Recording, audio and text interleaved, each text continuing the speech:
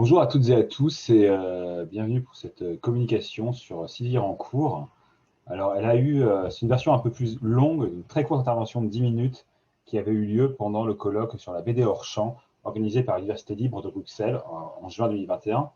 Donc, c'était une intervention très courte qui parlait de bandes dessinées qui ne font pas partie du corpus de la bande dessinée. Le hors champ, c'était ça allait être par exemple un livre jeunesse, un livre de graphiste, un jeu vidéo, des choses qui ont des liens, qui pourraient être de la bande dessinée, si elles faisaient partie, si ça a été regardé comme de la bande dessinée et qui n'en sont pas, parce que c'est le jugement qui a été donné dessus. Un jugement qui peut être commercial, qui peut être esthétique, qui peut être critique, etc. Alors, moi, je souhaite parler de Sylvie Rancourt, une autrice québécoise qui, pour le coup, est reconnue comme une autrice de BD. Ce qu'elle fait, ça ressemble à de la BD, un peu maladroite peut-être selon certains canons, mais à de la BD. Elle a été intégrée au corpus de la BD, justement, assez tôt, mais elle n'a cessé de faire des allers-retours dans le champ, parce que si elle est reconnue comme de la BD, sa pratique, finalement, artistique, est très loin des canons habituels. Sa manière d'aborder la bande dessinée est aussi très différente. Elle n'a pas le même rapport aux médias de bande dessinée, aux conventions de bande dessinée, tous ces genres de choses. Alors déjà, Mélodie, c'est une femme qui publie ses premiers fanzines en 85. Sylvie Rancourt publie plutôt les fanzines qui s'appellent Mélodie, qui sont une histoire assez connue. Elle était stripteaseuse, danseuse nue, et elle a voulu raconter sa vie en bande dessinée. Et voulu raconter sa vie, d'ailleurs, pour le coup, l'a fait en bande dessinée, qui était un peu son histoire naturelle, mais elle ne l'a pas vendue dans les librairies de bande dessinée, dans des choses comme ça. Justement, c'est là où c'était déjà un peu hors champ. Elle les vendait dans les boîtes de striptease, dans les clubs où elle intervenait. Et déjà, ça la mettait en dehors de ce corpus-là. Euh, donc, c'est des fanzines comme ça, auto-éditées, donc des productions amateurs. Là, on voit Jacques Bovin qui présente des mélodies qui étaient vendues dans les clubs, des petits trucs agrafés, avec ce dessin qu'on voyait sur la première page, un peu, certains diraient enfantin, maladroit. Bon, je ne suis pas forcément d'accord avec cette vision, mais en tout cas, qui n'est pas un dessin académique du tout. D'ailleurs, parfois, les cases, sur une page, il va plus avoir de cases au bout d'un moment, avoir une demi-page vide. Bon, c'est pas des choses qu'on fait normalement. Ça arrive assez rarement, mais en fin d'épisode, ça peut arriver, etc., etc. Donc, elle fait 6 numéros comme ça, Mélodie, 6 numéros, et puis elle est assez vite repérée, en fait, repérée comme par des. Bon, elle passe dans quelques médias communautaires déjà, dans les petites télés, etc. Et très tôt, en juillet 85, elle passe sur les petites télés canadiennes, québécoises, où elle explique qu'elle dessine depuis longtemps, qu'elle voulait dessiner spécialement en club. Donc là, ça va un peu en brèche cette idée que Sylvie Rancourt n'avait aucune connaissance de la bande dessinée, qui est une chose qui est beaucoup dit dans les articles. Ça serait comme de nulle part, elle a décidé de se raconter, et au lieu d'écrire, elle a fait de la bande dessinée. Alors non, Sylvie Rancourt, elle dessine depuis toujours. Elle explique qu'elle a toujours aimé dessiner, et en fait qu'elle a toujours lu des bandes dessinées, donc c'était naturel pour elle de faire des bandes dessinées, en fait, même si elle n'avait pas du tout de connaissances théoriques ou de vision historique ou ce qu'on veut. Mais c'est pas de la bande dessinée par hasard. Et la première émission de télé sur laquelle on voit, c'est quand même une émission de bande dessinée qui parle de bande dessinée, mais c'est une émission qui n'est absolument pas connue, mais où elle explique qu'elle a toujours fait de la BD. Alors, les premiers articles ne viennent pas, à part cette télé, ne viennent pas du milieu de la bande dessinée. En effet, c'est des articles dans les journaux, dans la presse, des rendre quotidien québécois. Bon, il y a toujours le côté étonnant. Ah, ben non, que c'est une femme stripteaseuse qui raconte sa vie en BD, c'est quand même surprenant. Et donc là, elle annonce la sortie en kiosque, parce qu'elle va être diffusée en kiosque pendant quelques temps. Et donc, c'est vrai qu'on a assez vite des articles. Donc, la Liaison Saint-Louis, par exemple, ça, c'est un journal communautaire plateau de Mont-Royal. C'est donc à Montréal. C'est pas du tout de la presse BD. Et ils expliquent d'ailleurs dedans des choses assez évidentes. Elle prépare une bande dessinée pour enfants, grandeur nature sur vidéo. Et ça correspond assez à ce que peut dire Sylvie Rancourt. C'est-à-dire qu'elle a beau aimer la bande dessinée, faire de la bande dessinée, c'est vrai qu'elle a une notion, et là ça le dit déjà, pourquoi j'apprends dans le hors-champ, c'est que sa vision de la bande dessinée n'est pas du tout dans les frontières habituellement délimitées. Parce que pareil, une bande dessinée pour enfants grandeur nature sur vidéo, c'est très étrange. Alors a priori, ça n'existera pas, mais voilà, on voit qu'il y a. Alors, la presse peut se tromper aussi, mais c'est assez proche de ce que peut dire Sylvie Rancourt généralement, comme expression. Mais là où vient en gros, l'intégration au corpus, c'est en 86, donc finalement un an après, donc assez tôt, les cahiers de la bande dessinée, une grande revue franco-belge, enfin française, écrite par Glénat et dirigée par Thierry Grunstein.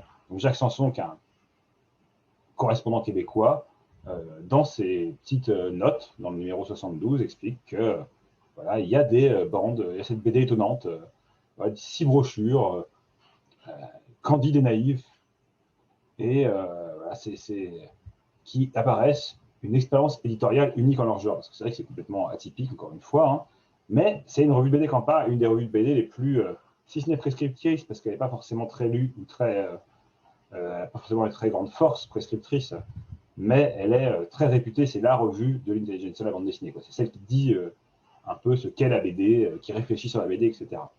Cette revue aura d'ailleurs un impact majeur ensuite. C'est d'autant plus marquant qu'au numéro d'après, qu'un numéro qui est consacré à l'autobiographie, Thierry Grunstein, le rédacteur en chef, découvrant ce morceau ces petites notules de Jacques Sanson, récupère les magazines, les opuscules, et écrit 2 pages sur Mélodie, donc 2 pleines pages, hein, avec des grands extraits. Il parle d'art brut, hein, d'atypisme, c'est quelque chose. Quand il avait lu le petit article de Jacques Sanson, il n'a pas pu s'empêcher de les regarder. Donc là, on est vraiment dans il n'y a pas plus dans le champ que ça. Hein. Vraiment, là, c'est une artiste qui est devenue, du coup, qui évoluait complètement en dehors du milieu de la bande dessinée, mais qui se retrouve intégrée de manière très forte, reconnue comme une star presque aux yeux français de la BD. Ce qui est assez marrant parce qu'elle est quand même très peu lue encore, et même en France, elle sera excessivement peu lue. Mais comme elle a eu cet article dans les cahiers de la BD, on va la retrouver assez régulièrement citée. Notamment le Larousse de la bande dessinée de Patrick Gomer va citer Sylvie Rancourt, Mélodie, enfin voilà, des gens qui écrivent sur la BD québécoise vont la citer, même si elle est finalement assez peu connue. Et pas du tout la personne forcément la plus lue. Donc il y a un peu une mythologie qui se construit aussi à partir de ces 2 pages. Hein, parce que finalement, pendant très longtemps, ce que vont avoir lu de Mélodie, quasiment tout le monde, en tout cas en France, où se construit le discours critique sur la BD contemporaine, hein, avec tout le côté qui peut paraître un peu reproché, mais ce côté, en tout cas, voilà, c'est là que c'est là que le discours officiel apparaît, le discours un peu intellectuel, etc.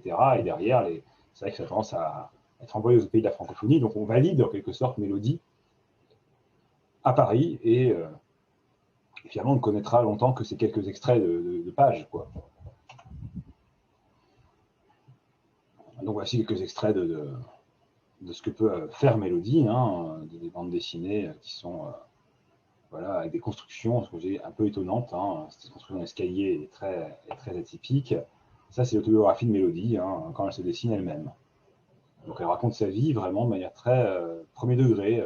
On dit naïf souvent, mais alors je ne sais pas si c'est naïf, en tout cas c'est brut, c'est certain, mais voilà, on voit quand même des cases, des bulles, un découpage, des effets d'ailleurs là, de sidération, etc. Enfin, on n'est pas du tout non plus dans quelque chose de complètement ignorant les codes, mais voilà, on adapte les choses avec parfois des mises en page un peu atypiques. Alors en 88, là, de 88 à 95, justement, Mélodie va être exportée. Alors Mélodie va apparaître en kiosque. Hein. Elle va, avec l'aide d'un dessinateur qui s'appelle Jacques Boivin, ce qu'on avait vu porter des fanzines au tout début des slides, elle va sortir des comics Mélodie qui reprennent ses BD, mais avec des couvertures de lui, avec du relettrage, etc., ce genre de choses, en kiosque au Québec. Bon, alors elle va en tirer plein, elle ne va pas en vendre beaucoup, hein, ça va s'arrêter, ça va lui coûter cher. Elle raconte dans plusieurs interviews et des reportages sur elle à l'époque, hein, qui indiquent qu'elle essaie de laisser la main d'ailleurs à d'autres personnes pour rentrer dedans, etc. Mais voilà, qu'elle continuera, elle aimerait bien continuer, mais ça dépend si ça fait de l'argent ou pas, parce qu'elle n'a pas d'argent pour payer tout ça et faire un bid. En fait, ça ne marche pas assez bien. Mais le fait que ce soit publié, par contre, est envoyé, encore une fois, dans le monde de la bande dessinée, est envoyé à différentes personnes, des éditeurs, des auteurs, etc. Et Denis Kitchen, qui est un éditeur états-unien important, d'Underground, a beaucoup aimé les comics Mélodie, mais il a beaucoup les aimé d'une manière particulière. C'est-à-dire qu'il aime beaucoup le récit, il aime bien cette chose-là, il trouve ça très frontal, mais le dessin n'est pas assez pro pour lui. Et donc, il fait un truc qui me paraît une aberration. Bon, bref, il demande, évidemment, commercialement, j'en vois la logique, il demande à ce que des nouvelles histoires de Mélodie soient faites, mais que tout soit redessiné. Et donc, c'est Jacques Boivin, un dessinateur québécois qui a une carrière, hein, qui n'est pas spécialement très connu par ailleurs, hein, mais qui dessine avec un style académique assez solide et qui va commencer à dessiner de nouvelles aventures de Mélodie. Donc il va y avoir pas mal de comics, je sais pas, il y en a 6 ou 10, enfin plusieurs comics, donc vous voyez des extraits ici, qui vont paraître de Jacques Boivin. Donc voilà à quoi ça ressemble à l'intérieur, hein. Le dessin n'a plus rien à voir, évidemment, hein, c'est alors de l'avis de plusieurs personnes que je rejoins, ce réalisme cru, finalement, est moins intéressant, pas parce que ce serait choquant particulièrement, mais on perd une partie en effet du charme et du naturel, de la sincérité aussi, du travail de Sylvie Rancourt.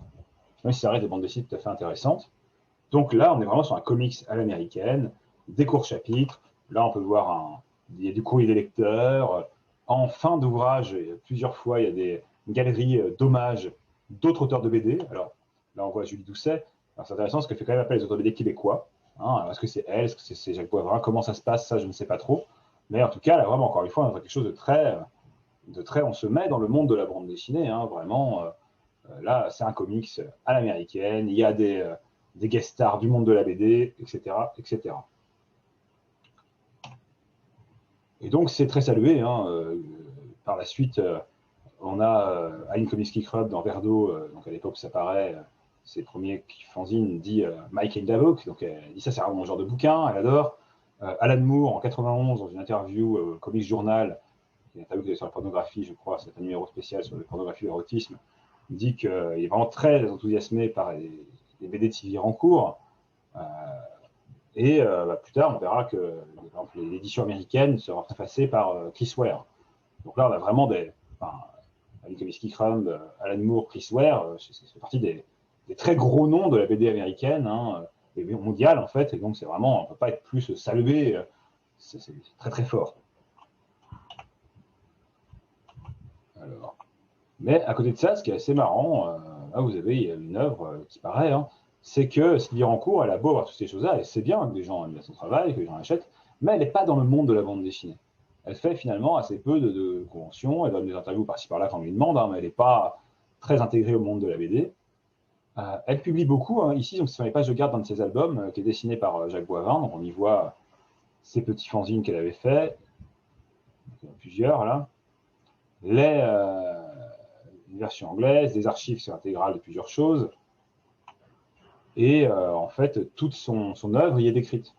Et donc dans l'œuvre, on intègre aussi les comics, on voit les bouts des comics américains, mais aussi, et c'est ce qui est écrit là, que cette œuvre, cette héroïne mélodique, totalise plus de 1500 pages, et dans l'œuvre, vous comptez aussi 3 t-shirts, 9 macarons, 2 cartes, 2 affiches, 2 jeux de cartes, une cravate, un autocollant, une tablette de chocolat au lait qui est là. Voilà. Et vraiment, et ça c'est constant on le verra ensuite, d'ailleurs, dans la façon d'aborder l'œuvre de Sylvie Rancourt, tout fait partie de l'œuvre. Donc les comics, les BD, mais finalement la cravate aussi, le t-shirt aussi. Et en fait, on le verra plus tard, elle va même créer un club, le Club Mélodie, qui est pendant 2 ans. Alors, où elle arrête d'être danseuse, elle devient propriétaire de bar à danseuse, et le bar s'appelle Mélodie. Et pour porter ce bar, qu'est-ce qu'elle fait? Elle fait un fanzine de BD dans lequel elle raconte l'histoire du club, comment elle va l'ouvrir, comment elle discute avec les notaires, etc. Alors là encore, la couverture est de Jacques Boivin, mais à l'intérieur, c'est du Sylvie Rancourt. C'est marqué édition Mélodie, donc il y a quand même une volonté de ressembler à des livres. Mais voilà, ce livre-là, évidemment, il est complètement inaperçu parce qu'il va avec le club pour financer son ouverture, pour porter son ouverture. Ouais, on est quand même très loin de ce qu'on avait avant. Et en fait, à ce moment-là, elle va quitter le monde de la BD pendant plusieurs années, mais son nom restera une mythologie. Je dis, on la voit apparaître dans le Larousse, on en parle dans les milieux de la bande dessinée. Donc voilà, elle disparaît tout en existant, mais par petits à-coups, quoi, et sans en être actrice. Par ailleurs, même à l'époque où on la reconnaissait, là je vous donne 2 extraits qui sont quand même intéressants. Jocelyne Lepage dans la presse, donc là c'est un quotidien québécois qui parlait de la bande dessinée québécoise, qui dit que il y avait un grand succès des québécoises, dit que Mélodie, en version originale, donc la version non redessinée, est plus une curiosité pour collectionneurs qu'une vraie BD, les voyeurs d'ailleurs. Quand Jacques Sanson, qui en reparle un peu plus tard, de Mélodie dans Spirale, cette fois-ci notre rue, une rue culturelle québécoise, dit que Mélodie est loin d'être en tout point une réussite, et main lecteur sera tenté de voir cette BD une curiosité qui a une valeur davantage ethnologique qu'une valeur artistique intrinsèque. Et lui dit que c'est bien ce qu'en une jeune presse, et il n'a pas fini de s'étonner qu'une telle BD ait vu le jour. Donc il considère que c'est une BD, mais quand même c'est un peu bizarre. Voilà, donc finalement, même à l'époque, on la met dans le champ de la BD, mais quand même un peu comme une curiosité étrange. Arrivent les années 2010, enfin souvent le temps, sont rééditées ces œuvres donc aux États-Unis, c'est par Chris Ware. Ces 6 premiers fanzines, on parle des fanzines, plus un 7e qui était inédit, dessiné par elle, qu'elle vendait dans les clubs, en France chez Edo Comics. Et là, elle l'obtient pas, mais elle est sélectionnée pour le Fauve du patrimoine, donc le prix du Festival d'Angoulême. du patrimoine, donc on l'inclut non seulement dans le corpus Abédé, mais dans l'histoire de la bande dessinée, hein, et comme une œuvre patrimoniale. Bizarrement, ils font dessiner la couverture par Jacques Boivin, eux aussi, c'est quand même curieux en réalisant les débuts. Bon, elle ne l'a pas, mais quand même, c'est pas anecdotique. Et quelques années plus tard, en 2019, elle reçoit le prix Bédélis. C'est en partie lié à ces passages de réédition, hein, le prix Albert Chartier, par exemple, au Bédélis, un festival de BD voilà, qui récompense un auteur ou une autrice québécoise pour toute sa carrière, son importance dans le monde de la BD. Et donc, elle explique qu'elle n'était pas là pendant 20 ans parce qu'elle a fait des enfants, qu'elle a fait plus, mais qu'elle n'a jamais arrêté d'écrire et qu'elle a 100 à 200 livres prêts à être publiés. Alors, comme ça, à la louche, 100 à 200. Et qu'elle a déjà publié 6 numéros depuis 2 ans, puisqu'on a relancé ses productions, qu'elle est partie depuis que ça a été réédité, elle recommence à dessiner. Et donc, elle continue là-dedans, et donc c'est 100-200 livres prêts à publier, tranquille. Et en fait, ça, c'est une chose qui est très peu connue, du coup, c'est qu'elle a continué à produire. C'est peu connu parce qu'en fait, c'est difficile à trouver. Parce que si au festival, là, elle a été sélectionnée, donc elle a participé, elle a vendu ses fanzines, elle vend ses fanzines de temps en temps dans des festivals, mais assez rarement. Elle publie des mini-mélodies, comme ça, là, des petites des formats carrés. Mini-mélodie, c'est très embêtant, il n'y a pas de date, hein, et en fait, des fois, elle réédite des morceaux, hein, par exemple celui-là, Mélodie au château, Mélodie numéro 9, existe comme Mélodie au château, numéro 13 ou 14, je ne sais plus, enfin, c'est très dur à suivre. Elle publie des tas de fanzines, des tonnes de fanzines. Tout ça sont des fanzines mélodies, alors c'est pas forcément évident, parce que là, on reconnaît bien le dessin de Jacques Boivin et Mélodie, mais le reste, c'est difficile à savoir. En fait, dans sa campagne, hein, où elle habite, enfin, c'est pas dans la campagne, mais elle habite dans la province québécoise, elle publie ses fanzines avec le soutien financier de commerces locaux. Et là, par exemple, c'est le Taxi Idéal qui avait à Amos, hein, voilà, qui a payé la couverture. En fait, il s'est payé une pub sur la couverture et ça paye le tirage. En fait, là, c'est Center, donc là, c'est un autre restaurant. C'est peut-être c'est le même contenu dedans, mais en fait, selon les zones géographiques où elle les vend, elle est fait financer par d'autres commerces. Donc on est vraiment sur une pratique qui n'est pas du tout, là pour le coup, celle de la bande dessinée. Elle est hors des librairies, hein, elle fait financer par les commerces locaux de son terroir, finalement son territoire, ces bandes dessinées qui racontent toujours sa vie de stripteaseuse en fuite, de son mari à un moment, ou de jeune maman. Enfin voilà, il y a différentes après histoires, de bébé mélodie. Enfin voilà. On arrive quand même à des choses assez étonnantes, comme cette couverture du Mélodie en Abitibi 2, qui est dessinée par quelqu'un d'autre, et dans lequel, voilà, si vous venez avec le numéro, vous avez droit à un pogo. Le pogo, c'est cette sorte de petite nourriture, là, cette sucette, je crois, de viande, je ne sais plus, je crois que c'est salé. Voilà, si vous rentrez au restaurant Queen, vous avez droit à un pogo si vous présentez ce numéro, et après, les gens cochent ici pour dire que vous avez déjà été servi, vous avez droit qu'une seule fois, évidemment. Et ça finance son... Et là, on est sur des choses complètement dehors. On est quelqu'un qui est quand même sélectionné à Angoulême, qui a eu un grand prix de la carrière, qui est cité dans des articles universitaires, dans des articles de presse, en tout cas spécialisés, c'est universitaire, depuis 20 ans, et qui en fait vit complètement en dehors de ça. Et elle produit énormément. Et c'est assez complexe de trouver les numéros parce que elle produit, mais en fait, c'est pas vendu comme ça. Alors, sur Facebook, elle a une page Facebook, elle en a eu plusieurs, à vrai dire, qui ont été refermées, enfin, il y a dû y avoir des soucis. On peut commander une page Etsy à un moment, on peut lui écrire et commander des fanzines, sachant que des fois, on achète des choses en double, dessinées par des personnes différentes même. Donc, c'est assez compliqué de faire la bibliographie de ces livres en cours. Et rien que ça, c'est un chantier qui s'annonce d'ailleurs passionnant. Je ne sais pas si c'est bien déposé aux archives, la Bibliothèque nationale et l'archive du Québec, mais en tout cas, c'est vraiment tout un chantier déjà de faire sa bibliographie, de s'y retrouver. Et alors, une chose qui est assez notable, qui est assez marrante aussi, c'est qu'elle s'est, a priori, brouillée avec Jacques Boivin, qui était son dessinateur attitré, mais aussi son agent en quelque sorte. Hein. Pour longtemps, pour acheter les BD Sylvie Ranco, vous passiez par Jacques Boivin. C'était quelqu'un qui avait une grosse documentation sur elle aussi. Enfin, vraiment, vous aviez cette personne. Mais c'est beaucoup plus difficile de lui parler directement. Je n'ignore pourquoi, mais je sais qu'ils sont fâchés.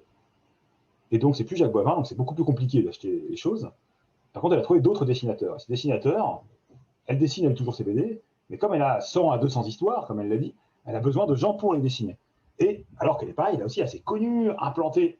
Si c'était implantée au milieu de la bande dessinée, ce qu'elle n'est pas justement, elle pourrait trouver des dessinateurs, je pense, assez facilement, qui pourraient raconter une histoire de Mélodie. Et elle a plusieurs dessinateurs qui n'ont strictement aucune implantation dans le monde de la bande dessinée. Alors là, c'est Gaby Charbonneau, par exemple, qui travaille beaucoup. J'ai mis cet extrait, parce que c'est intéressant, elle raconte que chez Mélodie, il y a beaucoup de BD. Hein, donc voilà, on voit que, pour encore une fois battre en brèche l'idée qu'il n'y a pas qu'elle n'aurait pas de culture BD, qu'elle verrait la BD de nulle part. Elle lisait des BD quand elle était enfant, et chez elle, jeune femme, il y a des BD, beaucoup de BD apparemment. Voilà, donc Gaby Charbonneau, un grand mystère, quand on cherche dans les fanzines québécois, il n'y a plus à publier, hein, ou elle, on ne sait pas, ça publie un ou deux, mais c'est pas un nom qui revient.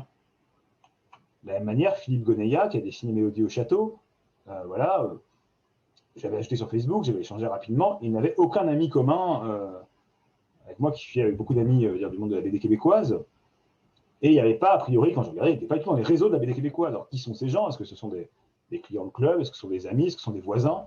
Tout est possible, hein, qui dessinent un peu, hein, qui touchent un peu le dessin, mais voilà, ils n'ont jamais rien fait d'autre dans le monde de la bande dessinée. Il y a un dernier exemple avec Tommy Lepage, qui fait Mélodie en Ontario, pour la couverture, hein, qui fait quand même très amateur. Et Tommy Lepage, voilà, là c'est très précis pour le coup. Hein. On pense peut-être à des choses qui peuvent venir du tatouage ou d'univers comme ça. C'est voilà, des BD avec un dessin qui n'a rien à voir. Par ailleurs, elle va même nommer, là elle publie, c'est elle qui publie son autobiographie toujours, qui la dessine cette fois. En vrai, c'est agrafé, hein, c'est des blocs, on voit les feuilles sur le côté, il n'y a même pas de. Voilà, il y a des grosses agrafes.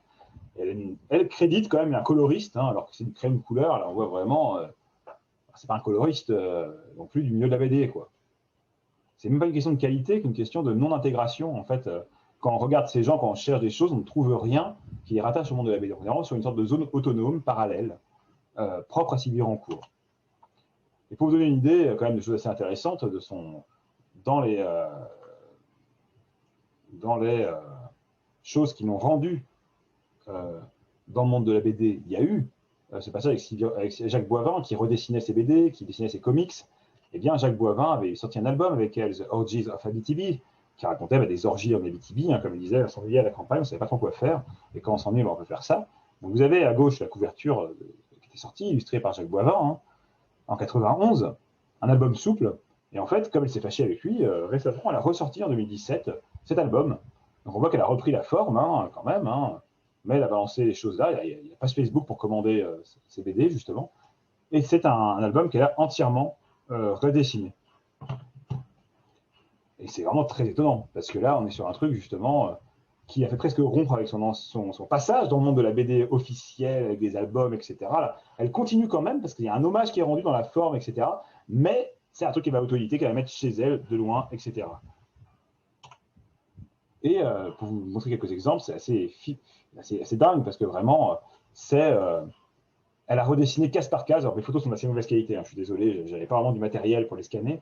Mais voilà, on voit quelques exemples de redessins. Cet album, c'est un redessin case par case. Hein.